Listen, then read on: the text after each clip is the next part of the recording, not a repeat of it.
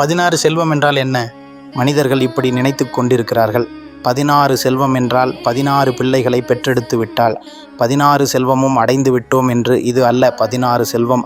மனிதர்கள் இன்னொன்று நினைத்து கொண்டிருக்கிறார்கள். இதுதான் செல்வம் என்று. பணம், காசு, புகழ், பதவி, சொத்து, பொருள், இடம்.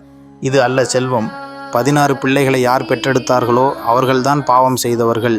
16 செல்வம் என்னவென்றால், முதல் செல்வம் உடல் ஆரோக்கியம், 2வது செல்வம் இறை உணவு, 3வது செல்வம் அறிவு, 4வது செல்வம் பக்தி, 5வது செல்வம் ஞானம், 6வது செல்வம் தாய் தந்தை, 7வது செல்வம் உலக வாழ்க்கை கல்வி, 8வது செல்வம் ஒரு பெண்ணை திருமணம் செய்து கொள்வது, 9வது செல்வம் குழந்தை பெற்று எடுப்பது, 10வது செல்வம் தன்னுடைய மகன் மகளுக்கு திருமணம் செய்து வைப்பது, 11வது செல்வம் தன்னுடைய தாய் தந்தைக்கு 60ஆம் கல்யாணம் செய்து வைப்பது, 12வது செல்வம் பேரன் பேத்திகள் செல்வம், 13வது செல்வம் கொள்ளு பேரன் கொள்ளு பேத்தி செல்வம், 14வது செல்வம் மாடு மேய்ப்பது, 15வது செல்வம் மாடு மேய்ப்பது, 16வது செல்வம் பிச்சை எடுப்பது.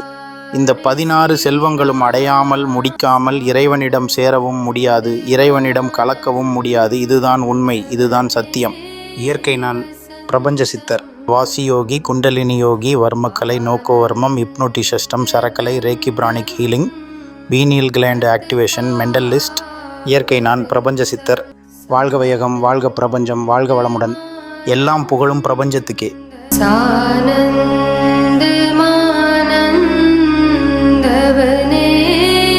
வசந்த்